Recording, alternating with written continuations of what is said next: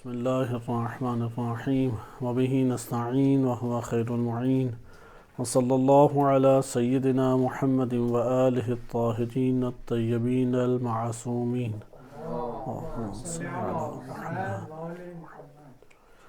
سیاست امام علی علیہ السلام از نہج البلاغہ آپ کی خدمت میں موضوع پیش کیا جا رہا تھا۔ ہم گزشتہ دروس میں امیر المومنین علیہ السلام کے ریاستی مسائل اور ملک میں پیش آنے والی مختلف مشکلات اور اس میں امام علیہ السلام کے سیاسی موقف، اس کے ضمن میں جنگ صفین کا مطالعہ کر رہے تھے۔ آج ہم نہج البلاغہ سے ایک حصہ پڑھیں گے، اور جنگ صفین کا اگرچہ آغاز پڑھ چکے تھے ہم، امام علی علیہ السلام نے فوج کو کیسے ترتیب دیا اور کس طریقے سے جنگ کا میدان ابتدائی طور پہ سجا اور ابتدائی مقابلے ہوئے، اور ان مقابلوں میں خلیفہ دوم کے بیٹے عبید اللہ ابن عمر وہ قتل کر دیے گئے، کیونکہ معاویہ بن ابی سفیان کی فوج کی جانب سے شرکت کی تھی۔ اس کے بعد جنگ کا دوسرا حصہ شروع ہوتا ہے، اور یہ جو جنگ کا دوسرا حصہ ہے اہمیت کا حامل حصہ ہے، کیونکہ اس حصے میں امام علی علیہ السلام خود میدان جنگ میں اترے۔ جناب عمار اور جناب ہاشم مرقال رضی اللہ عنہما، اس طرح کی شخصیات اس مرحلے میں شہید ہو گئی۔ اور اس کے بعد ہم تیسرا ایک مرحلہ جنگ صفین کا قرار دے سکتے ہیں، جو کہ تحکیم سے وابستہ ہے۔ تحکیم کا مطلب یہ ہے کہ دونوں حاکموں کو برطرف کر کے دوبارہ سے حاکم کے انتخاب کے لیے ایک کمیٹی بیٹھی جائے، اور فیصلہ تحکیم کہتے ہیں فیصلہ کرنا۔ لہذا حاکم کا فیصلہ کرنے کے لیے ایک نئی کمیٹی تشکیل دی جائے، اور وہ جو فیصلہ کرے گی وہی حاکم قرار پائے گا۔ ہم اس کو اپنی جگہ پہ دیکھیں گے۔ دوسرے حصے کو انشاءاللہ العزیز ہم مطالعہ کریں گے، لیکن اس سے پہلے نہج البلاغہ سے آج خطبہ نمبر 214 کو سیاست امام علی علیہ السلام کے حوالے سے مطالعہ کرتے ہیں، چونکہ یہی خطبہ امام علی علیہ السلام نے جنگ صفین کے موقع پہ ارشاد فرمایا تھا۔ جنگ صفین کے موقع پہ امیر المومنین علیہ السلام کا یہ خطبہ انتہائی اہم سیاسی مسائل اور سیاسی مضامین کے اوپر مشتمل ہے، لہذا اس کے جو نکات ہیں وہ کلی نکات حد اقل ہمیں یاد ہونے چاہیے۔ اگر ہم اس خطبے میں موجود سیاسی نکات کو نہیں ذہن نشین کرتے یا اس کا فہم حاصل نہیں کرتے، تو ہمیں یقین جان لینا چاہیے کہ امام علی علیہ السلام کی سیاست کو نہیں سمجھتے۔ جو امام علی علیہ السلام کا سیاسی موقف تھا، امام علیہ السلام جس سیاسی موقف کی وجہ سے جنگ صفین کو لڑنا چاہتے تھے یا باغی گروہ کو ختم کرنا چاہتے تھے، وہ سیاسی موقف کیا تھا، اور اسی سیاست کے تناظر میں آج ہمیں آج کی ریاستوں اور حکمرانوں کا جائزہ بھی لینا ضروری ہے۔ لہذا یہ حساسیت اپنے وجود میں برقرار رکھیں۔ ہم امام علی علیہ السلام کی سیاست عملی کا ایک بڑا حصہ اجمالی طور پہ جناب مالک اشتر کو جو عہد نامہ لکھا، طولانی عہد نامہ، اس کے ضمن میں مطالعہ کر چکے ہیں، اور اس کی تفصیلات بہت زیادہ ہیں۔ آج کے دور میں خصوصاً انقلاب اسلامی کا تجربہ اور حکومت اسلامی جو کہ عادل فقیہ باشرائط فقیہ کے ہاتھوں سے قائم ہوئی، اس کو آپ ملاحظہ کر چکے ہیں، اور اس کے ضمن میں بہت سارے امور کو ہم دیکھتے بھی ہیں۔ لہذا آئیں اب ہم اسی کو آگے بڑھاتے ہیں سلسلہ گفتگو کو، کہ وہ جو عہد نامہ ہے اس کی شقوں کو مطالعہ کیا جا سکتا ہے اگر انقلاب اسلامی ہی کے تجربات کو مد نظر رکھیں، لیکن ہم اجمالی طور پہ ان چند نکات کو مد نظر رکھتے ہیں اور اس کو انشاءاللہ تعالی ملاحظہ کرتے ہیں۔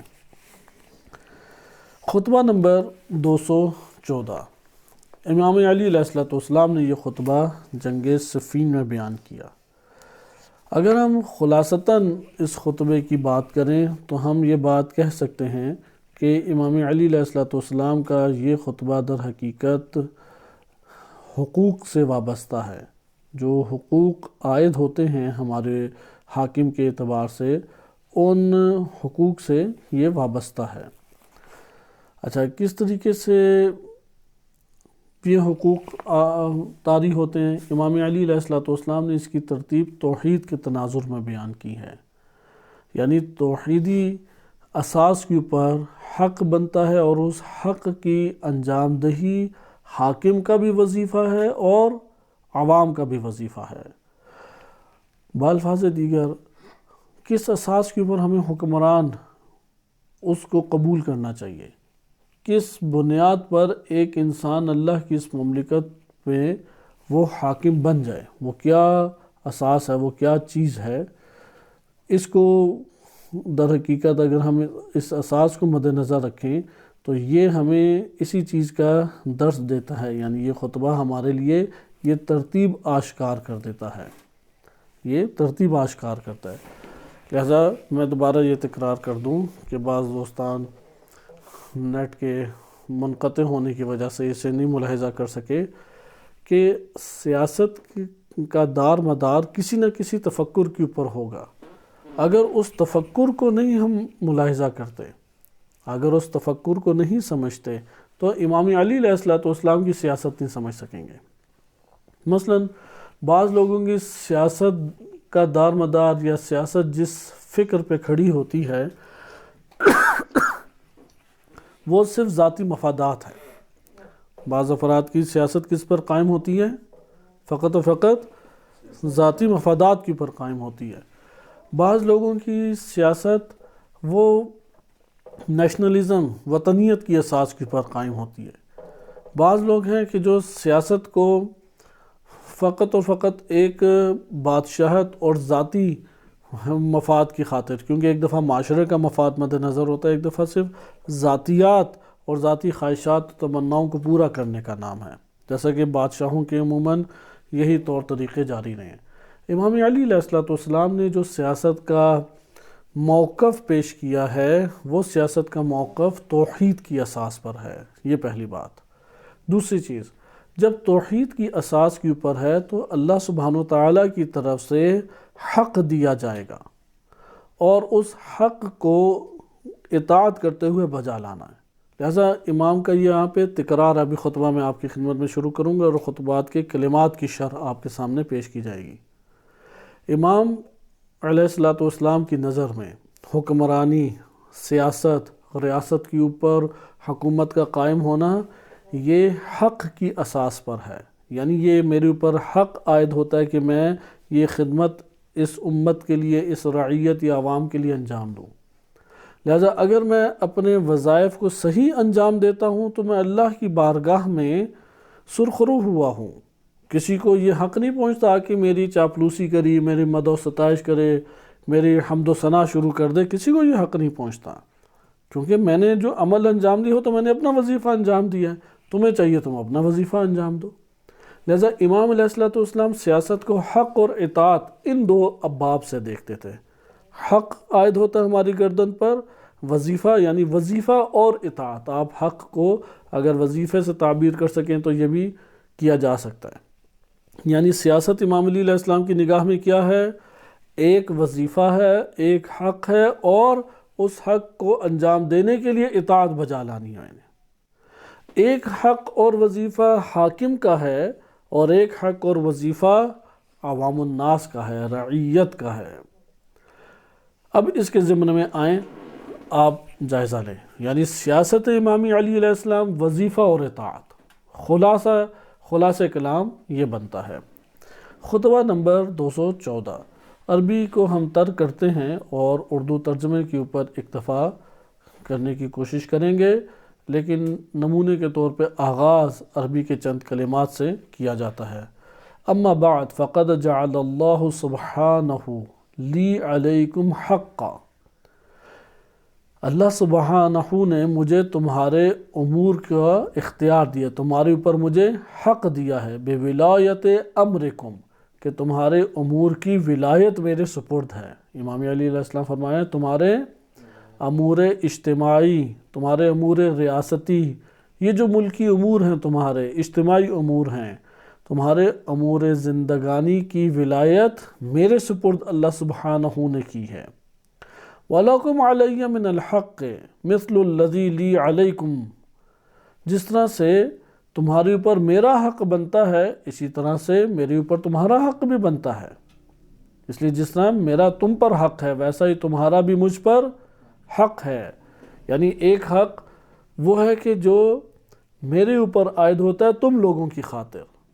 میں تمہارے درمیان مثلا عدالت، یہ مثال اب میں دے رہا ہوں، یہ امام کا جملہ نہیں ہے، مثلا عدالت کے ساتھ میں حکمرانی کروں، کرپشن نہ کروں، خیانت نہ کروں، امانت کا خیال رکھوں، جو صحیح مصلحت کے عین مطابق عمل ہے، منفعت کے عین مطابق عمل ہے اور وہ اللہ سبحانہ وتعالیٰ کی تعلیمات کے عین موافق ہے، اسے انجام دیا جائے. یہ مثال کے طور پہ میں نے 2-3 چیزیں دی ہیں کہ یہ حق کیا بنتا ہے. امام علی علیہ السلام کی گردن پر رعیت کے جانب سے کیا حق بنتا ہے کہ وہ امام عادل بنے، وہ حکمران عادل بنے، ظالم حکمران نعوذ باللہ نہ بنا جائے.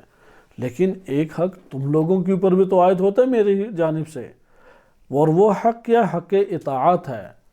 وہ حق کیا ہے؟ حق اطاعت. بس آپ نے یہ دیکھا یہ جملات امام علی علیہ السلام کے ہیں کہ جس طرح میرا تم پر حق ہے ویسا ہی تمہارا بھی مجھ پر حق ہے. پھر آگے خود تشریح کرتے ہیں. یوں تو حق کے بارے میں باہمی اوصاف گنوانے میں بہت وسعت ہے. یعنی اگر میں حق کے بارے میں اوصاف ذکر کرنا شروع کر دوں، یعنی فالحق کو اوسع الاشیاء، حق وہ شے ہے کہ جو بہت وسعت رکھتی ہے. پھر تواصف، صحیح ہے، اگر اس کے اوصاف اور صفتیں بیان کی کہ یہ حق ہوتا ہے، حق کے نتائج یہ ہوتے ہیں، وہ حق آہستہ آہستہ ہر چیز کو ہی گھیر لے گا. آپ کہیں گے ہر چیز میں حق یہ بنتا ہے کہ اس طرح سے ہو.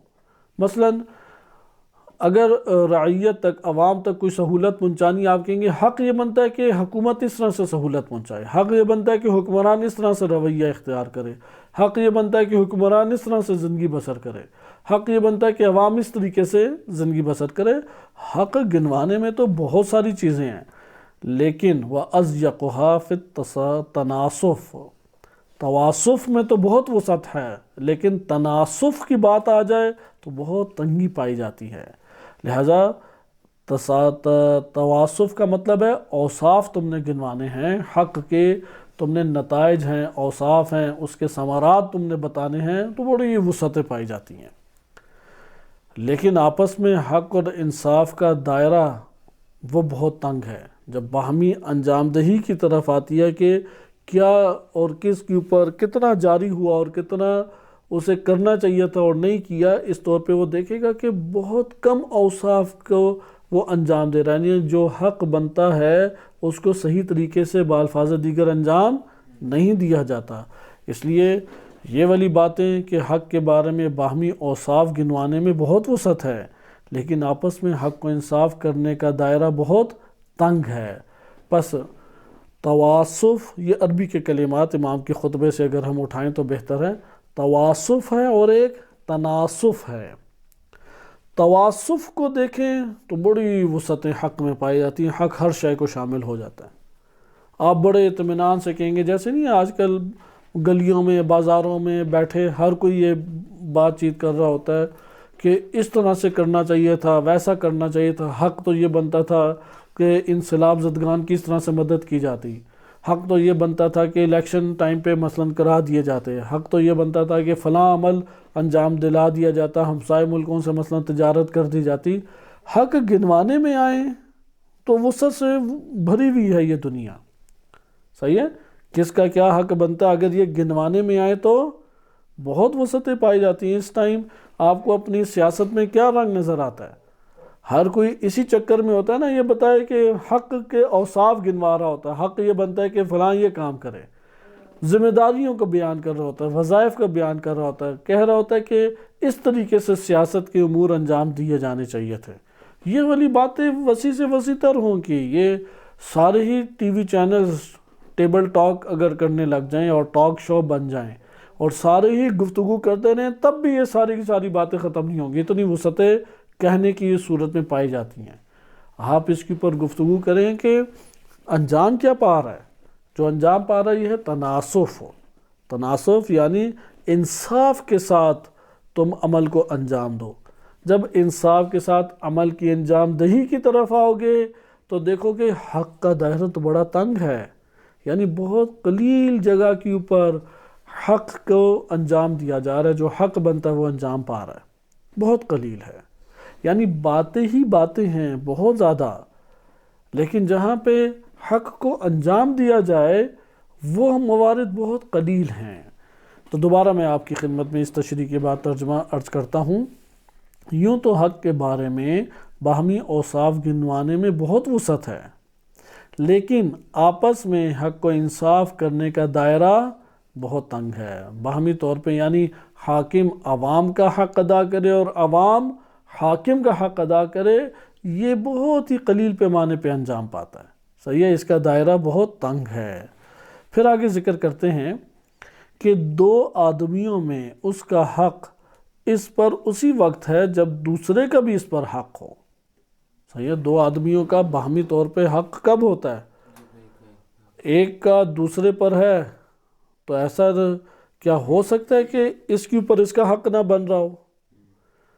جب آپ دو اطراف کو لے کے آتے ہیں تو پھر دونوں جانب سے ایک نہ ایک حق پیدا ہو جاتا ہے۔ مثال آپ کو ایک عام عادی زندگی سے مثال دی جائے، دو بندے باہمی طور پہ سفر پہ جاتے ہیں، مسافر ہیں، صحیح ہے، ایک سفر میں ایک دوسرے کے رفیق ہیں، ایک دوسرے کے اوپر بڑی عنایات کرتا ہے اور اس کو بالفرض مہمان نوازی سے اس سے پیش آتا ہے۔ اگر یہ پہلا دوسرے کے ساتھ مہمان نوازی سے پیش آ رہا ہے اور وہ سفر کے تقاضوں کے تحت یہ حق سمجھتا تھا کہ اس سے ملن نثاری سے ملا جائے اور جو اس کی دسترس میں اس کے مطابق مہمان نوازی کرے، تو کیا جس کی مہمان نوازی کر رہے ہیں اس کی گردن پہ اس اپنے رفیق کے لیے کوئی حق عائد نہیں ہوگا یا حق عائد ہوگا؟ یقیناً اس کے اوپر بھی حق عائد ہوگا۔ حتیٰ باپ بیٹے کے اوپر حق ہے، باپ کا حق وہ حقوق دین اسلام نے بیان کیے ہیں، اور اولاد کا حق وہ بھی دین اسلام نے بیان کیے۔ لہذا امام علیہ السلام ایک کلیہ قاعدہ بیان فرماتے ہیں، دو آدمیوں کا حق اس پر دوسرے کا بھی، دو آدمیوں میں اس کا حق اس پر اسی وقت ہے جب دوسرے کا بھی اس پر حق ہو، اور اس کا حق اس پر جب ہی ہوتا ہے جب اس کا حق اس پر بھی ہو، صحیح ہے، یعنی پہلے کا دوسرے پر حق اور دوسرے کا پہلے کے اوپر حق جاری ہوتا ہے۔ اور اگر ایسا ہو سکتا ہے تو اس کا حق تو دوسروں پر ہو لیکن اس پر کسی کا حق نہ ہو، تو یہ امر ذات باری کے لیے مخصوص ہے۔ یک طرفہ اگر دیکھنا ہے کہ سب کے اوپر ایک ذات کا حق ادا کرنا لازم ہے، لیکن اس ذات کے اوپر کسی قسم کا حق عائد نہیں ہوتا، یہ امر کس کے لیے ساتھ مختص ہے؟ فقط اللہ سبحانہ وتعالیٰ کے ساتھ۔ اس کی ایک اور میں آپ کی خدمت میں مثال دے رہا ہوں، کیونکہ یہاں سے نظریہ امامت بھی ہمارے لیے آشکار ہوتا ہے۔ آیا امام علیہ السلام ان کا ہماری گردنوں کے اوپر کوئی حق بنتا ہے یا نہیں؟ کیا وہ حق ہے؟ اگر پوچھا جائے کہ امامت کے باب سے ہماری گردن پر کیا حق بنتا ہے جو ہم نے ادا کرنا ہے، وہ آپ کی نظر میں کیا حق بنتا ہے دینی نصوص کے اعتبار سے؟ آپ فوراً جواب دیں گے کہ دو چیزیں ہمارے اوپر عائد ہوتی ہیں۔ پہلی چیز ہے کہ ہم اطاعت کریں ان کی، اور دوسری چیز ہے کہ مودت سے پیش آئیں۔ یہ حق ہے ہماری گردن کے اوپر، صحیح ہے، امت کے اوپر حق ہے یہ، اہل بیت علیہ السلام یا امامت کا ایک حق، اطاعت اور مودت کا یا معرفت کا بھی ایک نوع حق اب کہہ سکتے ہیں۔ یعنی آپ امت کے اوپر تو حقوق بیان کر رہے ہیں۔ مثلاً آپ کے سامنے اگر امیر المومنین علیہ السلام کھڑے ہوں اور ان کے مقابلے میں آپ کی شخصیت ہو، تو آپ اپنے وجود کے اوپر کیا کیا چیزیں لازم سمجھتے ہیں کہ امام کے لیے انجام دیں؟ وہ کیا کیا چیزیں ہیں؟ کبھی اس اینگل سے بھی سوچیں کہ اگر امام معصوم کے محضر میں میں ہوں، ان کی خدمت میں ہوں، میرے اوپر کیا چیز ضروری ہے کہ جو میں ان کے لیے انجام دوں؟ میری گردن پہ وہ کیا حق بنتا ہے کہ جو میں انجام دوں؟ تو وہ کیا ہے حق؟ اس میں پہلی چیز کیا ہے کہ میں ان کی اطاعت کروں اگر وہ فرمان جاری کریں، اور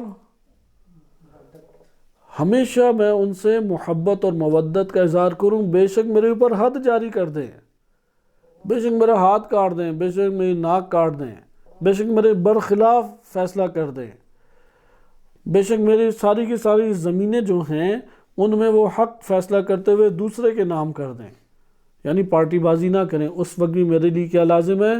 مودت۔ اسی طرح آپ مثلا کہیں گے تعظیم میرے اوپر لازم ہے، ان کی میں تعظیم کروں، احترام بجا لاؤں ان کا، اور اسی طریقے سے اور امور ہے میں ان کی معرفت حاصل کروں، یہ حق ہیں یا نہیں ہماری گردن پہ؟ ادھر اگر کوئی سوال کرے کہ تمہارے اوپر تو اتنی چیزیں عائد ہوتی ہیں، کچھ امام علی علیہ السلام کے اوپر بھی عائد ہوتا ہے تمہارے حوالے سے، آپ کیا کہیں گے؟ عائد ہوتا ہے یا نہیں؟ اقرار کریں گے یا انکار کریں گے ہم؟ یا امام کے اوپر کوئی ہماری طرف سے عائد نہیں ہوتا، یعنی امام پر بھی لازم ہے کہ وہ میرے ساتھ ایسا کریں؟ کوئی عائد ہوتی ہے چیز یا نہیں؟ وہ کیا چیز ہے کہ جو عائد ہوگی؟ اسی کا تعارف کرا رہے ہیں کہ یک طرفہ معاملہ فقط اللہ تعالیٰ کی ذات کے ساتھ ہے، غیر اللہ اگر آئے تو پھر دو طرفہ معاملہ ہے۔ ہمارے اوپر اگر کچھ عائد ہوتا ہے تو اللہ کی جانب سے ہر امام کے اوپر وظیفہ عائد ہے، اور اس امام سے سوال ہے کہ وہ وظیفہ انجام دیا یا نہیں، جیسا کہ نبی صلی اللہ علیہ وسلم کے بارے میں قرآن کریم کی واضح آیت آ گئی کہ اگر آپ نے یہ عمل انجام نہ دیا فما بلغت رسالتہ، کہ اگر رسالتک کاف ہے غالباً نا، کہ اگر آپ نے یہ عمل انجام نہ دیا تو آپ نے اپنی رسالت کی تبلیغ نہیں کی، نہیں پہنچایا، فما بلغت، آپ نے یہ پیغام نہیں پہنچایا۔ تو یہ اس کا کیا مطلب ہوا کہ پیغام حق جو ہے وہ حضرت صلی اللہ علیہ وسلم پر شرعاً لازم تھا، واجب تھا، ان کی گردن پر حق تھا کہ وہ اس کو پہنچائیں۔ یہاں پر امام علیہ السلام اصل میں یہ راہ ہموار کرنا چاہ رہے ہیں، اللہ تعالیٰ نے ہمارے اوپر احسان کیا، رحمت کی کہ یہ وجود شروع ہوا۔ ہم حق نہیں رکھتے تھے کہ اس دنیا میں آئیں، ہم حق نہیں رکھتے تھے اللہ کی طرف سے، یعنی ہماری طرف سے اللہ کے اوپر کسی چیز کا حق نہیں بنتا۔ جیسے کہ یہ دعا میں بھی لفظ آتا ہے کہ اگر وہ ہمیں بخش دے تو یہ اس کے عفو اور درگزر کرنے کا، اس کے کریم رحیم غفور ہونے کا ثمرہ ہے، اور اگر وہ ہمیں عذاب دے تو یہ میرے گناہوں کی پاداش ہے۔ پھر بھی میں اعتراض نہیں کر سکتا اللہ کی طرف، اگر وہ ہمیں بخش دے تو پھر بھی، یعنی اگر وہ ہمیں عذاب دے تب بھی میں اعتراض نہیں، کہ اللہ پر اعتراض نہیں ہو سکتا، کیونکہ اللہ کی جانب کسی قسم کا حق عائد مخلوق کی جانب سے نہیں ہوگا۔ یہاں پہ یہ ذکر کرتے ہیں کہ جب دو طرفیں آ گئیں، آپ کہتے ہیں کہ اس کے اوپر تو حق عائد ہوتا ہے، تو پھر ان کی جانب سے اس پر بھی حق عائد ہوگا، ہر دو کے اوپر حق عائد ہوتا ہے، یعنی حاکم کا ایک حق ہے اور ایک رعیت اور عوام الناس کے اوپر بعض وظائف ہیں، اس نے یعنی بعض وظائف اور ذمہ داریاں حاکم نے انجام دینی ہیں، حکمران نے انجام دینی ہیں، اور بعض وظائف اور ذمہ داریاں عوام و رعیت نے انجام دینی ہیں۔ لہٰذا آگے چلیں، آگے ذکر کرتے ہیں کہ اور اس نے تمام ان چیزوں میں کہ جن پر اس کے فرمان قضا جاری ہوئے ہیں، یعنی اللہ سبحانہ و تعالیٰ کے فرمان قضا جن جن چیزوں پر جاری ہوئے ہیں، عدل کرتے ہوئے ہر صاحب حق کو اس کا حق دے دیا۔ اللہ نے جو جس کا حق بنتا تھا وہ دے دیا، خلقت کے اعتبار سے، وجود کے اعتبار سے، یعنی جو جس طرح سے پیدا ہوا ہے اس سے کامل تر نہیں پیدا ہو سکتا تھا۔ ہر شے کائنات کی اسی طریقے سے ہے۔ آپ کائنات کے اوپر اس تناظر میں جب غور کریں گے تو آپ کو ہر چیز میں اللہ کی حکمت نظر آئے گی۔ مثال کے طور پہ آپ دیکھتے ہیں کہ ایک جگہ کیچڑ ہے، اور کیچڑ کالا پانی ہے، گرمی اس کی وجہ سے بو بھی اٹھ رہی ہے، اور کیڑے مکوڑے مچھر پیدا ہو رہے ہیں۔ تھوڑی تحقیقات آپ کرتے ہیں، کیونکہ مچھروں کے اوپر جو ڈاکومنٹریز بنی ہیں آپ وہ دیکھیں تو آپ کو بہت ساری چیزیں معلوم ہوں گی۔ آپ کو پتہ لگے گا یہی مچھر اڑتے ہیں، اور یہی مچھر باعث بنتے ہیں کہ بعض جانوروں کو ڈس لیتے ہیں، کاٹتے ہیں انہیں۔ جب وہ بعض جانوروں کو کاٹتے ہیں تو وہاں پہ کچھ جراثیم پیدا ہو جاتے ہیں، صحیح، اور وہ جراثیم جو ہیں وہ اس کی کسی بیماری کو دور کر رہے ہیں۔ اب جب تک یعنی اس جانور کی بیماری کو دور کریں، ممکن ہے اس جانور کی ہلاکت کا باعث بن رہے ہوں، اگر وہ ہلاکت نہ ہو، باعث نہ بنے وہ ہلاکت کا، تو پوری دنیا یہ ایک صنف جانور سے بھر جائے گی۔ بیلنس کرنے کے لیے ان کو ہلاکت بھی ضروری ہے، لیکن ان کی بقا بھی ضروری ہے۔ بیلنس کرنے کے لیے جو بقا ضروری ہے، وہاں پہ ایسے کیڑے پیدا ہو رہے ہیں اس جانور کے جلد کے اوپر جو ایک حد تک اسے فائدہ دے رہے ہیں جب تک وہ بیماری دور ہوتی ہے، لیکن جب بیماری دور ہو جائے، اب یہ کیڑے کیا ہیں؟ یہ نقصان دہ ہیں۔ اب ان کو ماریں گے کیسے؟ تو وہ خداوند متعال نے چڑیا رکھی ہوئی ہے یا پرندے، وہ پرندے اس جانور سے چمٹ جائیں گے، وہ ہر روز ایک مقدار کیڑوں کی کھاتے رہیں گے، ایک وقت آئے گا وہ سارے کیڑے کھا جائیں گے۔ دوسری طرف اب آپ دنیا کھول لیں، چڑیاؤں کی دنیا، انہیں خوراک چاہیے تھی، وہ خوراک ہوگی تو موسم سے مقابلہ کر سکیں گے۔ اس طرح سے آپ چین چلاتے جائیں، کوئی بھی چیز آپ کو عبث نہیں دکھائی دے گی کائنات کی۔ لہٰذا جس کو جو حق بنتا تھا وہ باری تعالیٰ نے حق دے دیا۔ وہ یہ نہیں کہہ سکتا کہ کاش میرے ساتھ ایسا ہو، کاش مجھے اتنا بڑا بنگلہ مل جاتا، اتنی بڑی گاڑی مل جاتی، اس طرح سے میں صحت مند تندرست ہوتا جیسے جناب مالک اشتر تھے۔ ہر بندے کو اس کے مطابق اللہ تعالیٰ نے ہر چیز عطا کی ہے۔ اس کا وظیفہ بنتا ہے کہ وہ اللہ سبحانہ وتعالیٰ کی بندگی انجام دے، عبادت انجام دے۔ بہرحال یہاں سے توحید کے باب سے دیکھیں سیاست میں وارد ہو رہے ہیں، یہ جنگ میں، میدان جنگ میں کھڑے ہو کے امام علیہ السلام کا خطبہ ہے۔ جیسا کہ وہ جنگ جمل میں اعرابی آیا اور اس نے کہا کہ اللہ واحد ہے، تو واحد سے کیا مراد ہے؟ تو اصحاب نے شور مچا دیا کہ کہاں پہ تم کیا سوال کر رہے ہو؟ امام نے اصحاب کو خاموش کرایا کہ اسی افکار توحیدی اور نظریات کی وجہ سے تو جنگ کر رہے ہیں، ہم اسی کو تو زندہ کرنا چاہتے ہیں۔ امیر المومنین علیہ السلام نے اسی میدان جنگ میں جب صفیں مرتب کر رہے ہیں یا جنگ جاری ہے، اس جنگ کے عالم میں اس کو باقاعدہ جواب دیا، اور شیخ صدوق نے معنی الاخبار میں اس حدیث کو نقل کیا ہے۔ اسی طرح یہ جنگ صفین میں امیر المومنین علیہ السلام کا خطبہ ہے۔ لہٰذا سیاست کی جو راہ ہے وہ ہموار ہوتی ہی فکر توحید کے اوپر ہے۔ آپ دیکھ رہے ہیں کہ حق کے باب میں اور حق کو توحید سے ربط دے کے امام وارد سیاست کی دنیا میں ہو رہی ہیں۔ یہی اسلامی سیاست ہے۔ جہاں پہ اس باب سے داخل نہیں ہوتے وہ پھر اسلامی سیاست کا رخ بھی نہیں رکھتی۔ لہٰذا فرماتے ہیں کہ فرمان قضا، جن جن چیزوں پہ اللہ کے فرمان قضا یعنی وہ انجام پائی ہیں، تو عدل کے تقاضوں کے تحت اللہ کے یہ فرمان اور امور امر الہی اس کے اوپر جاری ہوئے ہیں۔ اس نے بندوں پر اپنا یہ حق رکھا ہے کہ وہ اس کی اطاعت و فرما برداری کریں۔ اللہ تعالیٰ کی طرف سے بندوں پہ کیا حق بنتا ہے؟ اللہ تعالیٰ کی اطاعت و فرما برداری کریں، اور اس نے محض اپنے فضل و کرم اور اپنے احسان کو وسعت دینے کی بنا پر جس کا وہ اہل ہے، ان کا کئی گنا اجر قرار دے دیا ہے۔ مثلا اگر میرا ایک وظیفہ بنتا تھا، مجھے کوئی امانتاً ایک مال دیتا ہے اور وہ مال میں نے پہنچانے ہیں آپ لوگوں تک کیونکہ امانت ہے، تو میں نے آپ لوگوں کا جب وہ پہنچا دیے تو اس کے پہنچانے کے اوپر آپ مجھے بہت زیادہ اجر دیں گے، بہت زیادہ نعمتیں دینا شروع کر دیں گے، یا کہیں گے کہ تمہارا وظیفہ بنتا تھا، شکریہ تم نے پہنچا دیا۔ یہاں پہ سوال یہ پیدا ہوتا ہے کہ اللہ سبحانہ وتعالیٰ کی جانب سے ہماری گردنوں کے اوپر تو عائد حقوق تھے کہ ہم حق ادا کریں۔ اس زمین کے اوپر رہتے ہیں، وجود اللہ نے دیا ہے، نعمتیں ساری اللہ تعالیٰ کی جانب سے ہیں، اور زندگی کی بقا بھی اللہ کی جانب سے، ہر شے تو اللہ کی جانب سے ہے۔ اس نے ہم سے مانگا ہی کیا اس کے مقابلے میں۔ کبھی آپ سوچیں اتنا کچھ جو ہمیں عطا کر دیا، اس کے مد مقابل کیا مانگا ہے؟ وہ جو مانگا ہے وہ مختصر سی اطاعت ہے، صحیح؟ جو وسعتیں اللہ تعالیٰ ہمیں دے رہا ہے وہ کس بنا پر ہیں؟ وہ فضل الہی کے تحت ہیں، اور اس فضل الہی کے تحت ہم سے جو تقاضا کیا ہے وہ کیا ہے؟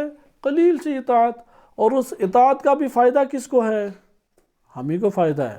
یہاں پہ اب سوال پیدا ہوتا ہے کہ پھر اللہ سبحانہ وتعالیٰ نے یہ جو اجر رکھ دیا ہے، یہ کیوں اجر رکھا ہے؟ کہا کہ یہ اجر بھی اللہ کے فضل و کرم اور اس کے احسان کی علامت ہے، یہ اس کا کرم در کرم ہے، یہ اس کا احسان در احسان ہے کہ ہم اپنا وظیفہ انجام دیتے ہیں، وہ ثواب دے دیتا ہے ہمیں، وہ نعمتیں دیتا ہے، وہ جنت دیتا ہے، وہ اور راحت اور سکون دیتا ہے، یہ اس کا فضل در فضل ہے۔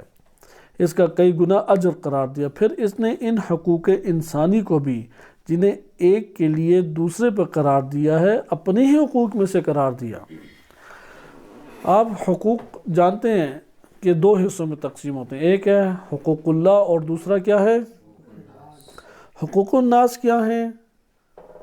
کہ جو لوگوں کے دوسرے لوگوں کی جانب سے عائد ہوتے ہیں، مثلا باپ کے حق اولاد پر لازم ہے کہ اولاد والدین کے ساتھ یہ سلوک کرے، استاد کا حق شاگرد پہ اور شاگرد کا حق استاد پہ، کہ رسالۃ الحقوق امام سجاد علیہ السلام سے منسوب معروف رسالہ ہے۔ سوال یہ جو حقوق الناس ہیں یہ کس نے عائد کی ہماری گردن پہ؟ کبھی سوچا آپ نے یہ کہاں سے عائد ہوتے ہیں؟ عقل نے کہا کہ یہ حق بنتا ہے، یا عقل نے نہیں کہا، کسی اور ذات نے کہا؟ کس نے یہ کہا؟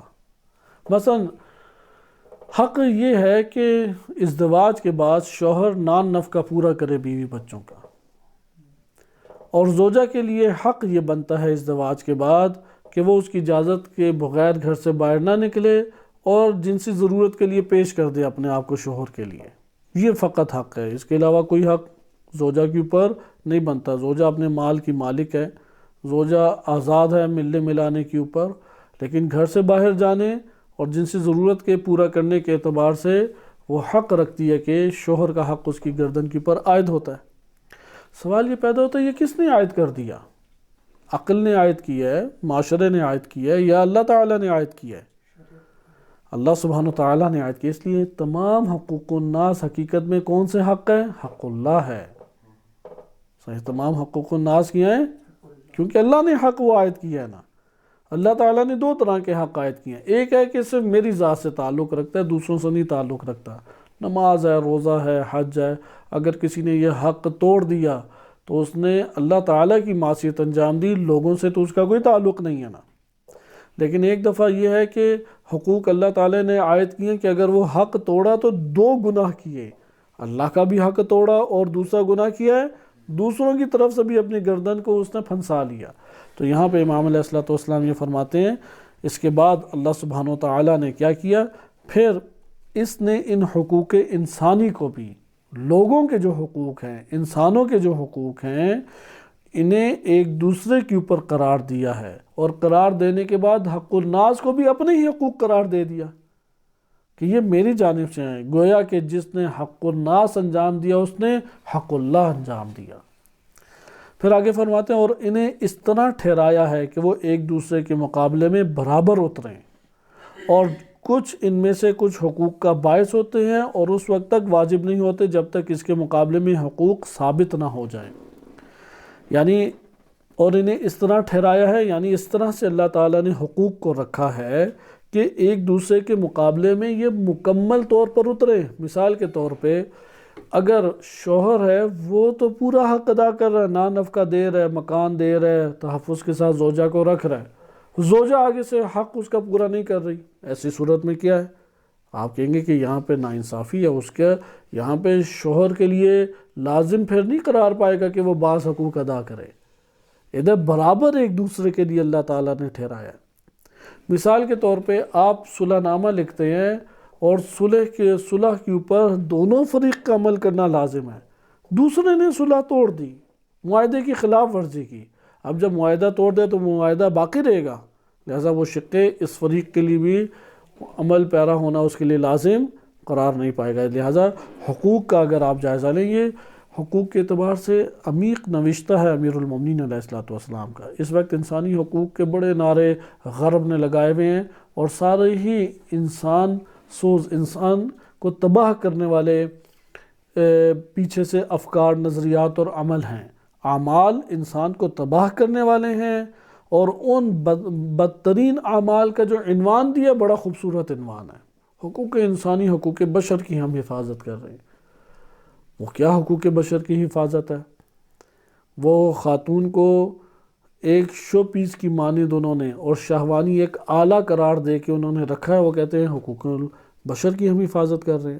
دیگر ممالک میں اور دیگر لوگوں کی، دیگر ممالک اور دیگر قوموں کی ثقافت میں بیجا دخل اندازی کر کے سب کو اپنا غلام بنانے کی کوششیں پیچھے سے ہیں، اور اس کا نام ہے جی نہیں ہم تعلیم دینا چاہ رہے ہیں انہیں، ہم تو انہیں آزاد کرنا چاہ رہے ہیں ڈیموکریسی دے کے، ڈیموکریسی کے ذریعے مختلف بہانے رکھے ہوئے ہیں۔ لہذا حقوق کا بڑا آج کل نعرہ لگا ہوا ہے۔ یہ جو امام کے چند سطور ہم پڑھ رہے ہیں، اگر اسی کو ہم آج کے دور میں ان حقوق کے تناظر میں بحث کے قابل بنائے اور اس اساس کے اوپر جائزہ لینا شروع کریں تو بہت عمیق گفتگو بڑھتی سے بڑھتی چلی جا سکتی ہے۔ لہذا دوبارہ اس جملے کے اوپر آپ تفکر کریں اور انہیں اس طرح ٹھہرایا ہے کہ وہ ایک دوسرے کے مقابلے میں برابر اتریں، یعنی ایک اپنے حق کو ادا کرے تو دوسرا بھی حق ادا کرے، تب معاملہ چلے گا، نہ کہ یک طرفہ کہانی چلے گی۔ یعنی حاکم تو سارے کے سارے اپنے امور انجام دے رہا ہے، لیکن عوام نہیں حقوق انجام دے پا رہی جو حاکم کی جانب سے گردن کے اوپر اس کے پڑتے تھے۔ تو ایسی صورت میں کیا ہوگا؟ ریاست میں فسادات اپنی جگہ پہ قائم رہ جائیں گے۔ اس کے برعکس ہو، عوام تیار ہے کہ وہ حاکم کے قواعد، حاکم کے جو ہیں حقوق انجام دے، عوام تیار ہے، لیکن حاکم نہیں انجام دیتا جو حق اس کی گردن پر عائد ہے، ادھر بھی فساد در فساد پھیلے گا۔ جیسا امام فرماتے ہیں کہ دوسرے کے مقابلے میں برابر اتریں، اور کچھ ان میں سے کچھ حقوق کا باعث ہوتے ہیں، ان میں سے بعض ایسے ہیں جو بعض حقوق کا باعث بنتے ہیں اور اس وقت تک واجب نہیں ہوتے جب تک اس کے مقابلے میں حقوق ثابت نہ ہو جائیں، یعنی پہلے کے اوپر حق ثابت ہوگا تو دوسرے کے اوپر حق ثابت ہوگا۔ پھر آگے ذکر کرتے ہیں اور سب سے بڑا حق جسے اللہ سبحانہ و تعالیٰ نے واجب کیا ہے، یہ دیکھیں یہ تفکر تشیع ہے، سب سے بڑا وَأَعْظَمُ مَا افْتَرَضَ سُبْحَانَهُ مِن تِلْكَ الْحُقُوق، ان حقوق کے مجموعے میں سب سے جو بڑا حق بنتا ہے، سب سے عظیم حق بنتا ہے، ہمیں کیا لگتا ہے ویسے اپنے طور پہ سوچیں قبل اس کے وہ جملہ میں آپ کی خدمت میں بولوں، آپ کو سب سے بڑا حق کون سا لگتا ہے؟ جتنے بھی حقوق ہیں، حقوق کا ایک مجموعہ بن جائے ہمارے پاس، ان حقوق میں سب سے عظیم ترین اور سب سے بڑا حق کیا حق ہوگا؟ چونکہ سب سے بڑا حق اگر پامال ہو جائے تو مفسدہ اور فساد بھی تو اتنا بڑا ہی ہوگا نا۔ لہذا سب سے بڑا حق کیا بنتا ہے؟ انسانی یہ حقوق کی بات کی جا رہی ہے۔ انسانی حقوق کے دائرے میں آپ کو سب سے بڑا حق کون سا نظر آتا ہے؟ کیونکہ برابری میں حق ادا ہونا چاہیے، یک طرفہ حق ادا ہوگا تو معاملات ٹھیک نہیں چلیں گے۔ معاملات کب ٹھیک چلتے ہیں؟ جب برابری میں حق ہر کوئی اپنے وظائف کو انجام دے رہا ہو۔ سب سے بڑا وظیفہ جو حتماً انجام پانا چاہیے، جس کی وجہ سے امن برقرار ہو جائے گا اور برپا ہو جائے گا، وہ کون سا حق ہے؟ فرماتے ہیں کہ وہ حق کیا ہے؟ حق الوالی علی الرعیت و حق الرعیت علی الوالی، حکمران کا حق عوام کی گردن پر اور عوام کا حق حکمران کی گردن پر ہے۔ ادھر آپ بتائیں کہ اگر یہ حق جب سب سے بڑا حق ہے اور پامالی کا خدشہ بھی تو سب سے بڑا ہے، تو کیسے آپ حکمرانوں کو اس طریقے سے لے آ سکتے ہیں کہ بس ایک سرکل چلے اور جس کا زور چلے وہ 4-5 نام اوپر آ جائیں اور پھر ووٹنگ کر کے آپ بھی اس فہرست میں جا کے شامل ہو جائیں، آپ بھی اسے ووٹ ڈال کے اوپر لے آئے اور اس کی 90% فاسد زندگی کو تر کر کے 10% خوبیوں کے بس گن گاتے رہیں، اور اس اساس کے پر آپ لوگوں کو مذہب کے عناوین سے آیات روایات سنا کے، اس کے جھوٹے فضائل پڑھ کے، چند اس کی خوبیوں کو بیان کر کے 90% اس کی خامیوں اور مفاسد اور فاسد دنیا کو، تباہ و برباد دنیا کو نظر انداز کر کے لوگوں کو اس کے پیچھے ڈال دیں، یہ کس طریقے سے کیا جا سکتا ہے؟ کیونکہ اگر آپ یہ کام کریں گے اور ایسے حکمران کو اوپر لے آئیں گے تو جس مصلحت کو حاصل کرنے کے لیے 2 شروں میں سے ایک شر کا انتخاب کیا تھا، وہ تو ان دونوں شروں سے بڑھ کر ایک شر کو برپا کر دے گا، کیونکہ وہ تو عوام کا حق پامال کرے گا، اور عوام کا حق پامال ہو رہا ہے تو سب سے عظیم حق یہی تھا۔ تو اس لیے امام فرماتے ہیں، دوبارہ اس جملے کو دیکھیں، سب سے بڑا حق جسے اللہ سبحانہ و تعالیٰ نے واجب کیا ہے، افترضا، یہ فرض ہے ہماری گردنوں پر۔ حکمران کا رعیت کے اوپر حق بنتا ہے، حکمران عدالت کے ساتھ عوام میں کرے، بہانے بنا کے جی میری جان کو خطرہ تھا، میں تو کر ہی نہیں سکتا، میں تو ہوں ہی بے بس، اپنی بس ادھر ادھر کے بہانے کرے، اس بہانوں سے واجب اس کے اوپر ساقط نہیں ہو جاتا۔ لہذا حکمران کا رعیت اور عوام پر حق، اور رعیت کا حکمران کے اوپر حق ہے کہ جسے اللہ نے والی اور رعیت یعنی عوام میں سے ہر ایک کے لیے فریضہ بنا کر عائد کیا ہے، اور اسے ان میں رابطہ محبت قائم کرنے اور اس کے دین کو سرفرازی بخشنے کا ذریعہ قرار دیا ہے۔ یہ جو حق عائد ہوا ہے، اس سے پھل کیا لینا چاہتے ہیں؟ ہم لوگ پھل لینا چاہتے ہیں کہ اپنوں کو ہمارے جاب مل جائے، خوب ہمیں پیسہ مل جائے، سوسائٹی بہترین ہو جائے، ہماری شہوات کے زیادہ سے زیادہ ادارے قائم ہونا شروع ہو جائے، سوسائٹی بھرپور طریقے سے ترقی یافتہ ہو جائے، طرح طرح کی باتیں ہیں۔ پوچھیں امام علی علیہ السلام سے کہ اگر حکمران اپنی گردن پہ عائد ہونے والے حق کو ادا کرے اور عوام اپنی گردن پہ عائد ہونے والے حق کو ادا کریں، ہر دو اپنے حقوق کو ادا کر رہے ہیں، تو اس کے نتیجے میں حاصل کیا ہوگا ہمیں؟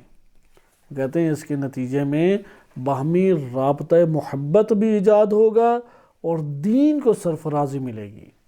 یہ حکمرانی کا اور عوام کا حکمران کی جانب سے جو حق عائد ہوتا ہے اسے انجام دینے سے کس کو تقویت ملے گی؟ دین اسلام کو تقویت ملے گی۔ یہ دین اسلام کو تقویت کا ذریعہ ہے۔ آج اگر ہم دین اسلام، دین تشیع کو اگر تقویت دینا چاہتے ہیں، مجھے بتائیں سیاست کو ترک کر کے آپ تقویت پہنچا سکتے ہیں؟ آپ کبھی بھی سیاست کو ترک کر کے تقویت نہیں پہنچا سکیں گے۔ یقیناً ایک معاشرے کے اندر افراد بستے ہیں، ان معاشروں کی مدیریت ضروری ہے، سربراہی ضروری ہے، رہبریت ضروری ہے۔ اگر اس کو عادلانہ طریقے سے انجام نہیں دیتے، فساد در فساد پھیلتا چلا جائے گا۔ لہذا یہ بات ہے کہ دین کو سرفرازی بخشنے کا ذریعہ قرار دیا ہے۔ اللہ تعالیٰ نے حقوق کی ادائیگی کے نتیجے میں دین کو سرفرازی ملے گی، دین بلند ہو جائے گا، دین تقویت پا جائے گا۔ اور اس کی مثال انقلاب اسلامی کے بعد بہت آشکار ہے، بہت زیادہ آشکار۔ شاید انقلاب اسلامی نہ ہوتی تو ہمارے سامنے کوئی مثال ہی نہیں تھی۔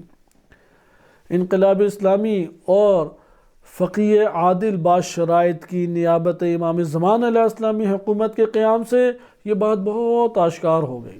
آج کے دور میں آپ فرہنگ تشیع دیکھیں، آج کے دور میں یہ پیادہ روی اربعین کی صورت میں یا دیگر مراسم کی صورت میں جو ہوتی ہے، آج کے دور میں پوری دنیا میں تو جو تشیع کو پڑھا جا رہا ہے، آج کے دور میں جو تشیع فاتح کی صورت میں ہر مبارزے کے اندر فاتح کی صورت میں نمایاں ہے، چاہے پوری دنیا اس کے مقابلے میں آ جائے یا اسلامی ممالک سے باغیوں کے اور تکفیریوں کے لشکر بنا کے ان کے اوپر حملے کیے جائیں، وہ پوری دنیا میں تشیع فاتح کی حیثیت اس ٹائم رکھتی ہے۔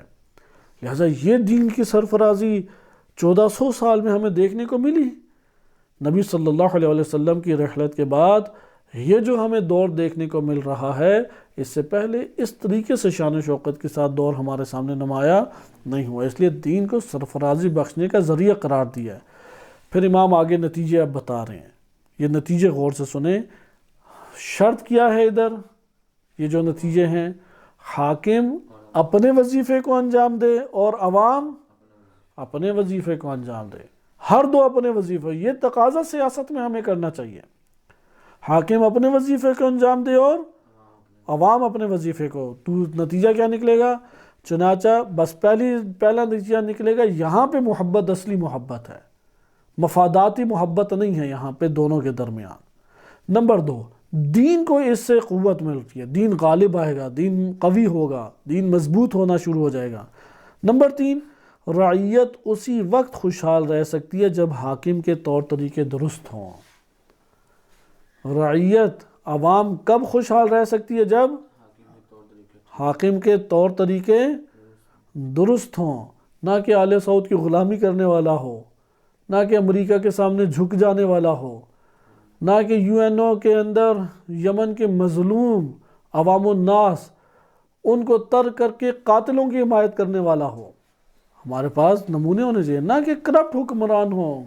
کرپشن پورے ملک کو آج کے دور میں ہمارے کھا گئی ہے۔ لہذا کب طور طریقے حاکم کے درست ہونے چاہیے، اور حاکم بھی اسی وقت صلاح و درستگی سے آراستہ ہو سکتا ہے جب عوام اس کے احکام کی انجام دہی کے لیے آمادہ ہو۔ حاکم بھی کب تمام امور کو صحیح انجام دے گا؟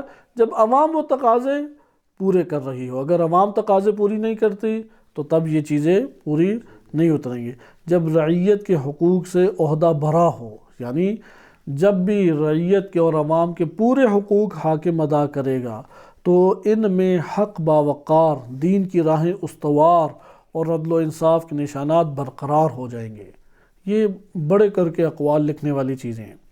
اگر حاکم رعیت کے حقوق کو اچھے طریقے سے انجام دے، عہدہ برا ہونا یعنی جو عہدہ اور ذمہ داری اور وظیفہ بنتا تھا اسے مکمل طور پہ اگر حاکم انجام دے تو اس کے نتیجے میں حق باوقار ہو جائے گا، حق کو ایک قوت ملے گی، دین کی راہیں کیا ہو جائیں گی؟ استوار، دین آہستہ آہستہ وہ راہوں کے اوپر لوگ چلنا شروع ہو جائیں گے، عدل و انصاف کے نشانات برقرار ہو جائیں گے اور پیغمبر صلی اللہ علیہ وسلم کی سنتیں اپنے دھڑے پہ چل نکلیں گی اور زمانہ سدھر جائے گا۔ بقائے سلطنت کے لیے توقعات پیدا ہو جائیں گی، یعنی یہ ملک باقی رہے گا، اس کی توقعات پیدا ہو جائیں گی۔ دشمن کا حرص و طمع کہ دشمن اس سلطنت کو مٹانا چاہتا ہے، یاس و نا امیدی سے بدل جائیں گی، دشمن نا امید ہوتا چلا جائے گا۔ اور جب رعیت حاکم پر مسلط ہو جائے، عوامی حاکم کے اوپر دباؤ ڈالنا شروع کر دے، یا حاکم رعیت میں ظلم ڈھانے لگے کہ حاکم ہے کہ وہ عوام کے اوپر ظلم و ستم ڈھانے لگے، دوبارہ توجہ کریں، یہ جو دو صورتیں یہ باطل صورتیں سیاست امیر المومنین علیہ السلام میں۔ پہلی صورت کیا ہے؟ پہلی صورت کہ حاکم کے اوپر عوام چڑھ دوڑے، یہ قابل قبول صورت ہے سیاست امام علی علیہ السلام میں۔ ڈیموکریسی اسی کا نام ہے۔ ڈیموکریسی میں حاکم آزاد ہوتا ہے فیصلہ کرنے کے لیے یا اکثریتی عوام کی بات ماننے پر مجبور ہوتا ہے؟ لہذا یہ باطل صورت ہے کہ جب رعیت حاکم پر مسلط ہو جائے، جب عوام حاکم کے پر مسلط ہو جائے اور اسے پریشرائز کر کے ایک عمل اس سے صادر کرا دے، یہ درست عمل نہیں ہے۔ یا دوسرا، حاکم ظلم ڈھانے لگ جائے عوام کے اوپر، تو اس موقع پہ ہر بات میں اختلاف ہوگا، پھر ادھر اتفاق رائے سے کوئی بات نہیں ہو سکتی، ظلم کے نشانات ابھر آئیں گے، دین میں مفسدے بڑھ جائیں گے، فساد در فساد دین میں بڑھتا چلا جائے گا، شریعت کی راہیں متروک ہو جائیں گی، خواہشوں پہ عمل درآمد ہونے لگے گا، شریعت کے احکام ٹھکرا دیے جائیں گے، نفسانی بیماریاں بڑھ جائیں گی، یعنی انسانی نفوس کو جو امراض ہے، حرص ہے، لالچ ہے، حسد ہے، تکبر ہے، شہوات کا شکار ہونا ہے، حب الدنیا ہے، سوء ظن ہے، طرح طرح کے امراض بڑھ جائیں گے، اور بڑے سے بڑے حق کو ٹھکرا دینے اور بڑے سے بڑے باطل پر عمل پیرا ہونے سے بھی کوئی نہ گھبرائے گا، پھر بڑے سے بڑے حق کو بھی ٹھکرا دیا جائے گا اور باطل سے باطل ترین عمل کو انجام دینے میں کوئی گھبرائے گا نہیں۔ ایسے موقع پہ نیکوکار ذلیل اور بدکار باعزت ہو جاتے ہیں۔ یہ کب ہوتا ہے؟ جب عوام چڑھ دوڑے حاکم پر، جیسے کہ امام علی علیہ السلام کے ساتھ یہی کیا کہ وہ آ جاتے تھے اور امام کو مجبور کرتے تھے، یا حاکم وہ ہے وہ ظالم نکل آئے۔ صحیح ہے، ظلم فقط مار کٹائی کا نام نہیں ہے، اللہ تعالیٰ کے قوانین کو توڑنا ظلم ہے، شرکیہ نظام ظلم ہے، کفریہ نظام ظلم ہے، اللہ کی حدود کو پامال کرنا ظلم ہے، یہ سارے ظلم میں آتے ہیں۔ تو ایسی صورت میں کیا ہوتا ہے کہ نیکوکار ذلیل ہو جاتے ہیں اور بدکار باعزت۔ پاکستان میں آپ کو کون سا نظام لگتا ہے؟ پاکستان میں حکمران ہی ہیں جو ظلم و ستم ڈھال رہے ہیں، لیکن عوام بھی چڑھنے سے نہیں گھبراتی۔ صحیح ہے، ایسی صورت میں باطل کی راہیں آباد ہو جائیں گی۔ آپ بتائیں جب ایسی صورت ہو، ہمارے پاکستان میں یہ صورت ہے یا نہیں کہ حاکم یا ظلم و ستم ڈھاتا ہے، کرپشن کرتا ہے، اللہ کی حدود پامال کرتا ہے، غربی سارے کے سارے طور طریقے قوانین ہمارے اوپر زبردستی مسلط کرتا ہے، یہ ظلم ہے یا نہیں؟ یا عوام چڑھ دوڑے اس کے اوپر، دونوں ظلم ہیں۔ ایسی صورت میں امام کیا فرما رہے ہیں، کیا ہوگا؟ نیکوکار ذلیل اور بدکار باعزت ہوگا۔ آپ بتائیں ان سیاسی حکمرانوں کے پاس جا کے نیکوکار باعزت ہو سکتا ہے؟ یہ جو ہم اس کی دروازوں کی چوکھٹ پہ جا کے بیٹھ جائیں، باادب ہو کے سلام دعا کریں، مؤدب ہو کے ہاتھ باندھ کے اس کے سامنے مؤدبانہ طریقے سے حاضر ہو کے بیٹھے رہیں اور اپنوں کے ساتھ الجھے رہیں، گالم گلوچ کا اسے شکار کریں، کیسے ہو سکتا ہے کہ ان باطل سیاستدانوں اور باطل نظاموں میں نیکوکار باعزت ہو جائے؟ ماں فرمانے نیکوکار ذلیل اور بدکار باعزت ہوتا ہے، نیکوکار وہاں پہ باعزت نہیں ہو سکتا، اور بندوں پہ اللہ کی عقوبتیں بڑھ جاتی ہیں، اللہ کے عذاب بڑھ جاتے ہیں۔ لہٰذا اس حق کی ادائیگی میں ایک دوسرے کو سمجھانا بجھانا اور ایک دوسرے سے باخوبی تعاون کرنا تمہارے لیے ضروری ہے۔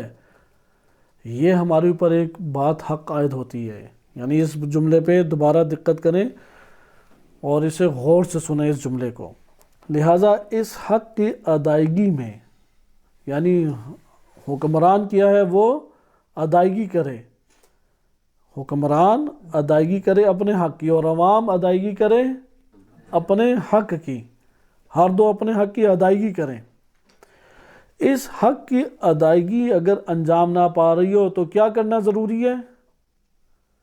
ایک دوسرے کو سمجھائیں، یعنی تبلیغ کرو جا کے، یہ والی بتاؤ کہ یہ حکمران اس کے پیچھے نہ چلو، دیکھو اسے ووٹ نہ دو، دیکھو جمہوریت کے، غربی جمہوریت کے ناموں کی پر دھوکے نہ کھا جانا، دیکھو فلاں فلاں کام نہ کرو، بہانے بنا کے اپنے پاس سے نہ لیو، فلاں تو یہ کہتے ہیں، فلاں یہ کہتے ہیں، یہ فتویٰ یہ کہتا ہے، وہ فتویٰ یہ کہتا ہے۔ ایک دوسرے کو سمجھاؤ، ایک دوسرے کو قائل کرو، لہذا ایک دوسرے کو سمجھانا بجھانا، ایک دوسرے سے بخوبی تعاون کرو اس راہ میں کہ حق کی ادائیگی کی طرف آ جائیں، اس لیے کہ کوئی شخص بھی اللہ کی اطاعت اور بندگی میں اس حد تک نہیں پہنچ سکتا جس کا وہ اہل ہے، چاہے وہ اس کی خوشنودیوں کو حاصل کرنے کے لیے کتنا ہی حریص کیوں نہ ہو اور اس کی عملی کوششیں بھی بڑی چڑھی ہوئی ہوں۔ یعنی آپ پورا دن روزہ رکھیں، پورا مہینہ شعبان کا، نماز شب بھی قضا نہیں ہوئی، اقبال الاعمال جیسی ضخیم کتابوں میں جتنے اعمال انجام پائے ہیں مستحب، وہ سارے آپ نے انجام دے دیے۔ 100 رکعت نمازیں بھی پڑھی، 100 دفعہ قل ہو اللہ پڑھ کے بھی راتیں آپ نے بسر کی، اور کئی رکھتے 4 رکعتی 2 رکعتی نمازیں پڑھی۔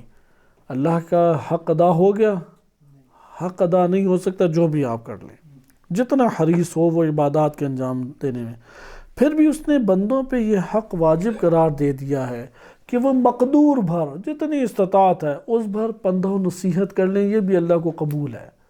جا کے اپنے والدین کو ہی کہہ دیں کہ اس نظام سے نا امید ہو جائیں، اپنے بھائیوں کو ہی قائل کر لیں، اپنے والدین اور بھائیوں تک بھی اتنا پیغام پہنچا دیں تو اللہ تعالیٰ کی بارگاہ میں سرخرو ہو سکتا ہے۔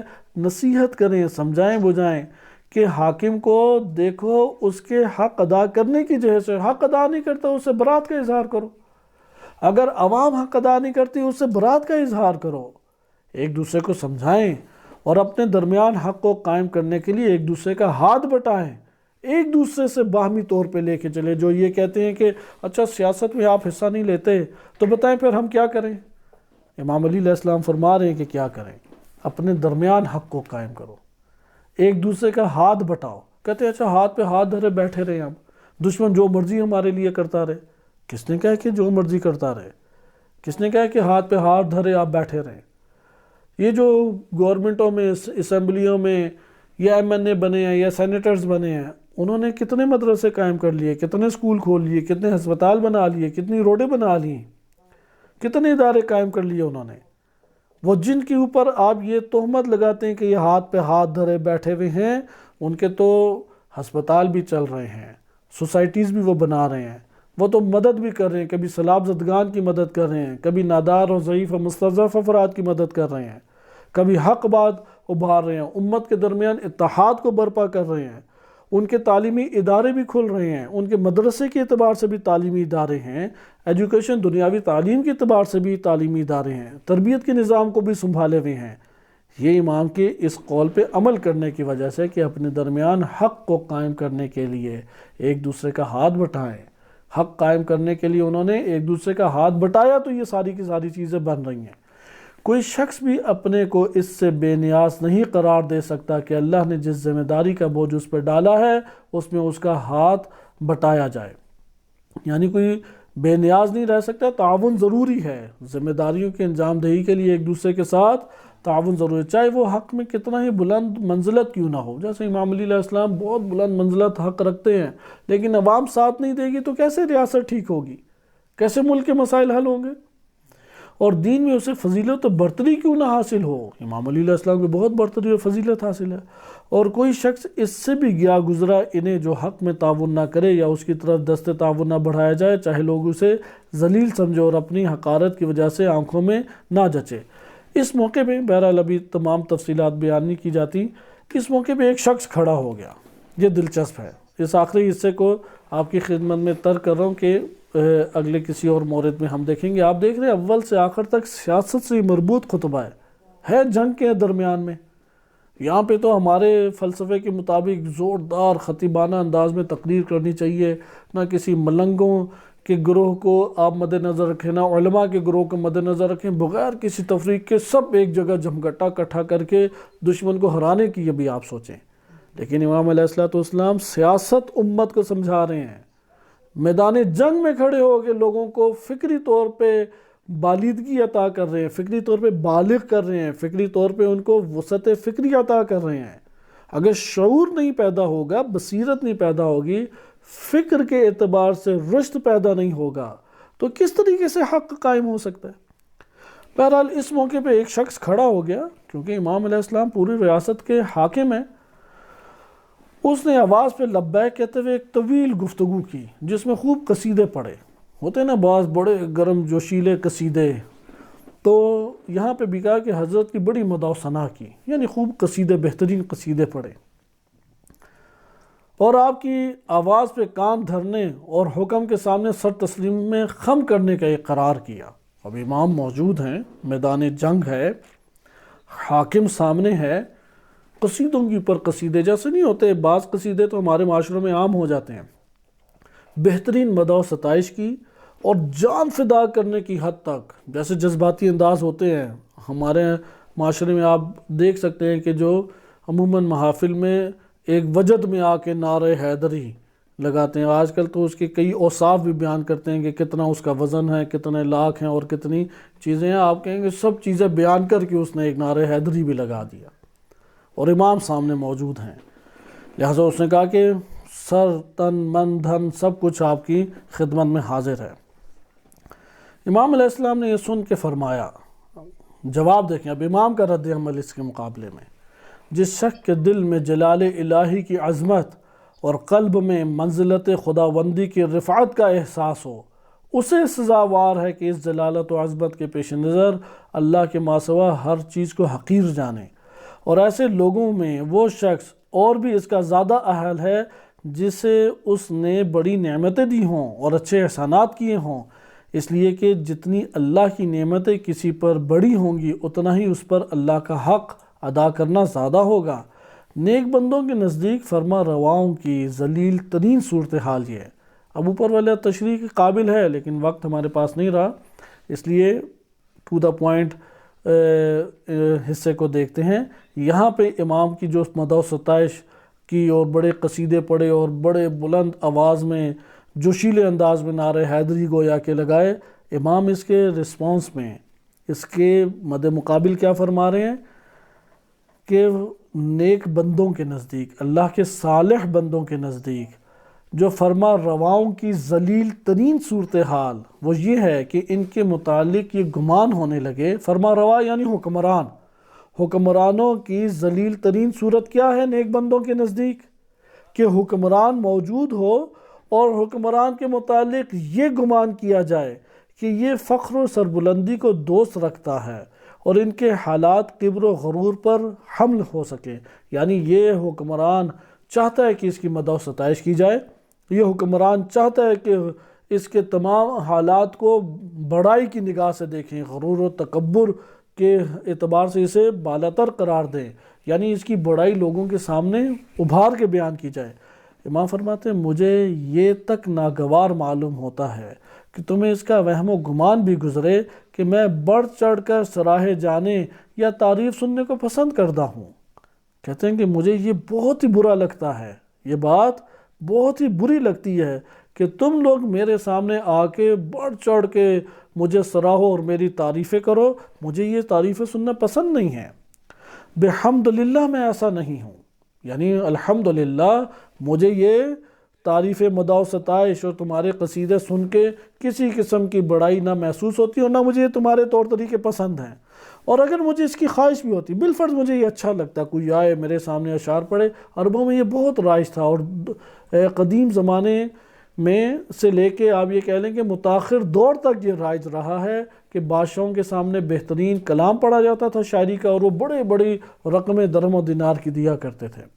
امام فرماتے ہیں یہ مجھے پسند نہیں، اور اگر بالفرض امام کہتے مجھے پسند ہوتا کہ کوئی آئے مجھے سراہے میرے کاموں کو اور میری تعریفیں کرے، تو تب بھی میں اللہ کے سامنے تواضع برتتے ہوئے اس عمل کو چھوڑ دیتا اور کہتا کہ خاموش ہو کے میرے سامنے بیٹھ جاؤ۔ ایسی عظمت و بزرگی کو اپنایا جائے جس کا وہی اہل ہے۔ یہ حمد و ثنا فقط اللہ کے سپرد ہی ہے، کیونکہ وہ اہل ہے کہ اس کی مدح و ثنا کی جائے۔ پھر آگے فرماتے ہیں یوں تو لوگ اکثر اچھی کارکردگیوں کے بعد میں مدح و ثنا کو خوشگوار سمجھتے ہیں۔ یعنی لوگوں کی تم بات کرو تو لوگوں میں یہ بات عام ہے کہ یار بڑے محنت سے میں نے یہ کتاب لکھی ہے، مقالہ لکھا ہے، فلاں کام کیا ہے، فلاں کام کیے ہیں۔ اچھی کارکردگی انجام دینے کے بعد اس کی مدح و ثنا کو خوشگوار سمجھا جاتا ہے یا نہیں؟ خوشگوار سمجھا جاتا ہے۔ لیکن میری اس طور پہ مدح و ستائش نہ کرو، مہربانی تمہاری، تم اس طرح سے میرے اچھے کاموں پہ بھی میری مدح و ستائش نہ کرو۔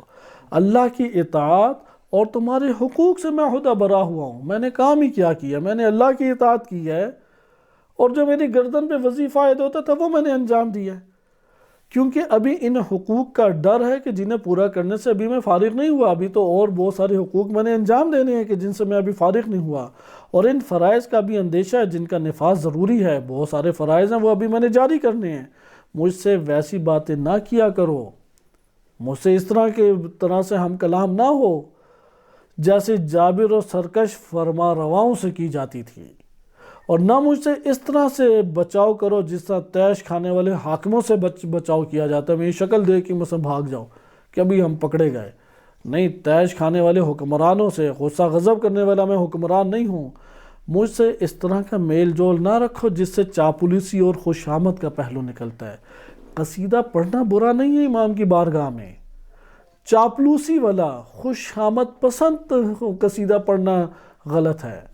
صحیح ہے، اس امام انتہائی نفرت اس سے کرتے تھے، حتیٰ کہ امام کی فوج کا ایک بڑا کمانڈر اشعث بن قیس، وہ رات کے اندھیرے میں اسے کوئی مطلب نکالنا تھا تو وہ حلوہ لے کے آ گیا۔ حلوہ عربوں کی بڑی مرغوب غذا ہوتی ہے، اس نے بنایا بھی بڑی خاص تیل وغیرہ میں تھا، امام کو دکھایا، اس نے، امام کو پتہ تھا کوئی مقصد اس نے حل کرنا ہے، تو فرمایا کہ یہ سانپ کی تھوک میں تم گوندھ کے لے کے آئے ہو، کیا تم میرے پاس اٹھا کے چیز لے کے آئے ہو، مجھے اس سے دھوکہ دینا چاہتے ہو؟